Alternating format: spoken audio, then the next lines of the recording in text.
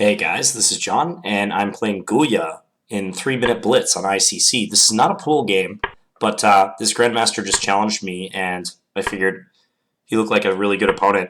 It actually crossed my mind this might be Gyula Sachs, the legendary Hungarian Grandmaster, but unfortunately I believe he's passed away. So this Gyula is from Spain and is anonymous, so I'm not sure who this is. Okay, so we're playing a 3-minute game, and pretty solid position. This is very standard. I usually play rook c8 here, I believe. Yeah, rook c8 to prepare b5. We'll see how he plays it. Like, queen e2 is common, yeah, just backing the queen off. I think h6 is okay. It's hard for me to recall the theory. I think knight e4 is what I want to do to stop him from playing e4. Sometimes they can go knight h4, though, and make it weird. Here it's not a good idea for him to do that, but that is something he could consider. Okay, so knight e1 is interesting. If I take pawn takes, maybe queen a5, play for activity, but his position looks pretty decent in the center, at least. Do I want to go e5? Well, I can't play e5 yet, so let's do this move first. And just attack that pawn on c3. Maybe with an eye towards playing e5 soon, like now if I'm going to play it. He can try to overpower me in the center, though, is the only thing I'm concerned about. Still, though, I think it's important to get this move in. I just wonder if he can go f4. I have a tentative plan to play f6 if he does that, but... Okay, well here, maybe this move. I know he can play bishop f1 and x-ray my queen, but this seems to slow him down, at least for now.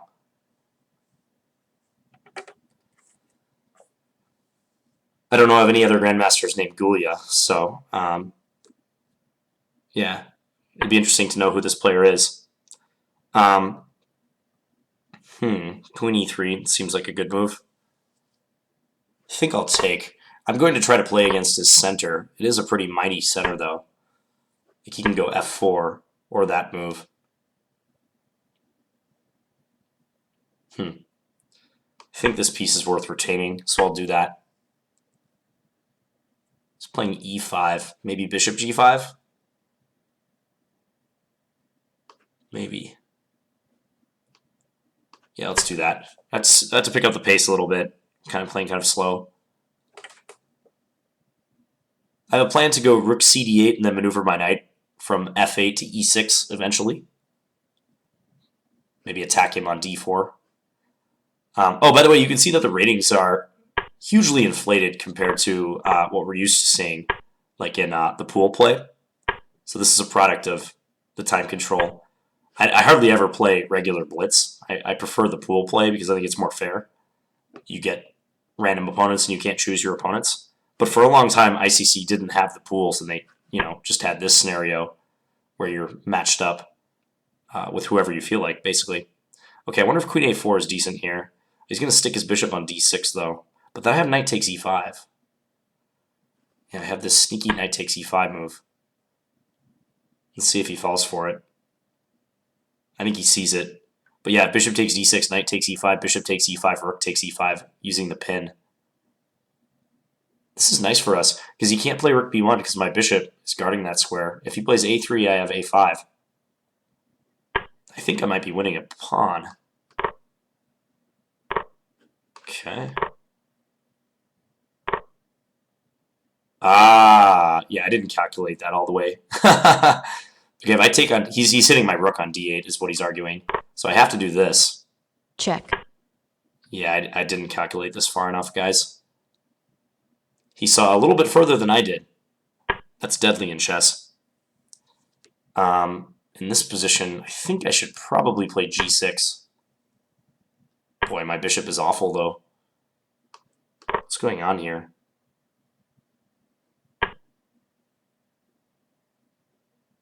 Huh. Guess I'll go e5. Try to liberate this piece. E4? Sure. He could just go rook e7. Wow. Let's go a5. Gonna try to like Time walk warning. out with my I don't know. I don't know what I can do at this point. Check. Guess I'm gonna try to pick this up. This is a weird position, actually. Yeah, here I can run away. Check. This is really interesting. Let's see if he goes rook Check. f8. Can I do this? I'm trying it. Yeah, my position's fine. It's just my time is horrible. Check. My time is the problem. Check. Yeah, I'm gonna lose on time. Check. Yeah, all right. Just let myself flag. All right, well, that was interesting at the end. He did not want to take on g8. You know what? I'll play this guy one more time, just for the sake of the video. We'll make this 2 games, because this is the nice thing about not playing the pool. You can actually do rematches with someone. So I think when you're playing Blitz and you're playing like a little mini match with someone, it's good etiquette to do what he did, like offer a rematch, especially when the first time around I had black, so it's nice of him to offer a rematch. Okay, this line I don't think is very good for black, and I will attempt to demonstrate why. But e5 is a fine move against bishop e3, but against this one, I don't think it's so good. I actually had this position OTB, where my opponent played rook d6, and I went rook d1. I had this about a month ago, almost exactly a month ago. Rook e6. It's not what my opponent played. I think my opponent took on d5.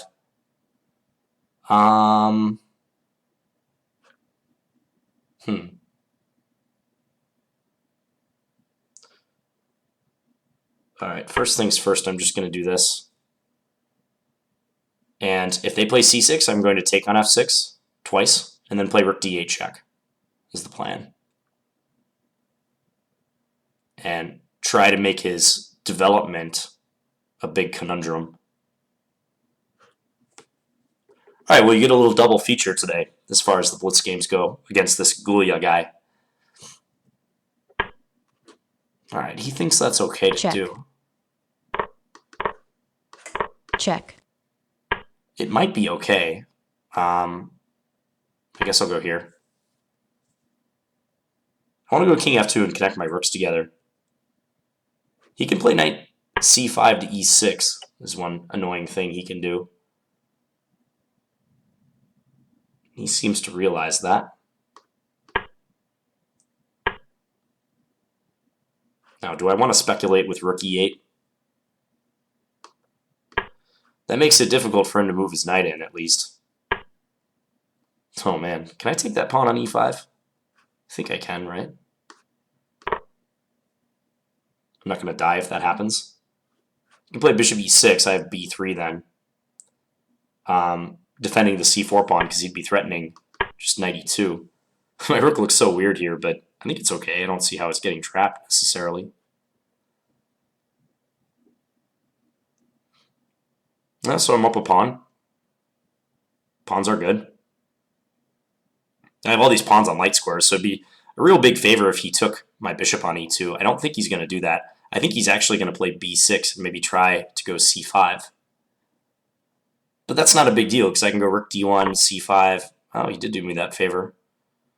Okay, let's take this way. And then we'll do this. Induce a trade. Let's go over here with our rook. Go c5. Okay, this position is awesome for me now. Even though my rook is still a little strangely placed. Doesn't matter. Oh, that was a good move by him to create counterplay. I didn't see that move. I should have played to stop it. Okay. Check. Yeah, this is annoying counterplay that I allowed. Should not have done that. Check. He has chances now. He can push his h-pawn. He can bring his bishop back to c8. Oh, he can take on c5. Oops. Okay. Check. It's a good illustration of how to blow a position that was once good for you. I think my position is still relatively okay, but I mean, I have compensation, let's say, but it was much better not long ago. I'm just going to play fast and try to turn the screws on him. That's about it. Okay, let's go back. Can I attack your bishop?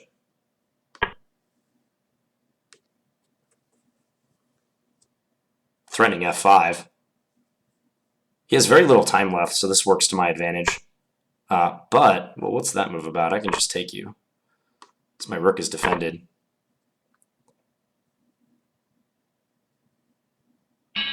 And he resigned. But that was sloppy play by me, because after he played g5, I don't know. I should look for some way to close down the position. h3 would have been good. Like if I had played h3 there, then h5, if ever he plays g4, at least I can keep my pawns closer. So let me just go back there to demonstrate. But yeah, so nice moment right here. If g5, as he played in the game, this was a bad move. I should have played h3. Because then after h5, once he does this, like say I go knight b2 now, here, take, my h-pawn is not far flung. It just doesn't exist anymore. So, yeah, so this one, just go forward a little bit. This line, black shouldn't play e5. e5 is a move I encounter, but it's not good against knight ge2. I really think this endgame is bad for black. Not terribly so, like he's slightly worse if he plays it correctly, but it's pleasant for white to play. Because the main difference is when he takes on d5, I take with my c-pawn, and then c6, I have this move knight c3, intending to capture on d5 with the knight. If I had played bishop e3 back on move 6, I wouldn't have that move available. My knight would still be sitting on g1. So that's why e5 is playable against bishop e3, but it's not so good against knight ge2. Yeah, that OTB game I had against this guy who's about 2200 USCF here in Minnesota, that game went knight takes d5 in this position. And then c takes, and I think he played b6 and went bishop b7, and I also got an edge in that game too. So overall, I think this is to be avoided for black. Anyways, hope you guys enjoyed those games. I'm going to refrain from some analysis since there were 2 games, but little mini match that was nice. Thank you to Gyula for challenging me. And I'll be back tomorrow with another Blitz game. Thanks for watching, guys. Bye.